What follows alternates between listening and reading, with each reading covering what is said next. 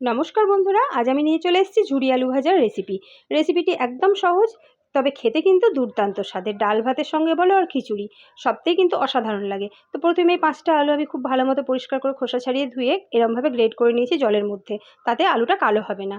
তো তারপর এটাকে 3-4 বার খুব ভালো মতো ধুয়ে ফেলে দিয়েছি। তারপর আলুটা খুব ভালো মতো চিপে নিয়ে একটা সুতির কাপড়ের মধ্যে আমি ছড়িয়ে একটুখানি জলটা শুকিয়ে নিয়েছি। ফ্যানের নিচে এই 5-10 মিনিট রাখলেই যথেষ্ট।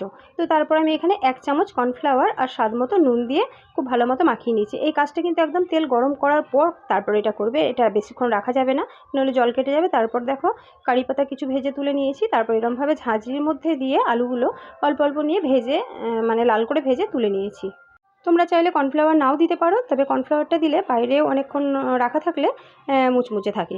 তো তারপর দেখো তুলে নিয়েছি, এখানে লাল বাদাম কিছুটা ভেজে নিয়েছি। এবার আমি একটুখানি গোলমরিচ গুঁড়ো ছড়িয়ে মাখিয়ে নিলাম। তোমরা চাইলে চাট মশলাও দিতে পারো, আমি দিইনি। তো রেডি আমার ঝুরি আলু ভাজা। গরম গরম ভাতের সঙ্গে বা খিচুড়ির সঙ্গে সার্ভ করো, খুব ভালো লাগে। চাইলে এটা বেশি করে বানিয়ে স্টোর করেও রেখে দিতে পারো, অনেক দিন ভালো থাকে। তবে এটার যা স্বাদ, তো স্টোর করে রাখা সম্ভব হয় না, আমার বাড়িতে তো একদমই না। তো বন্ধুরা, রেসিপিটি কেমন লাগলো অবশ্যই জানিও। ভালো লাগলে একটা লাইক কমেন্ট শেয়ার করে দিও, আর চ্যানেলটি সাবস্ক্রাইব করে আমার পাশে থাকার অনুরোধ রইল। আজ তাহলে আসি, দেখা হচ্ছে পরের ভিডিওতে নতুন কোনো রেসিপি নিয়ে। ততদিনে সবাই ভালো থেকো।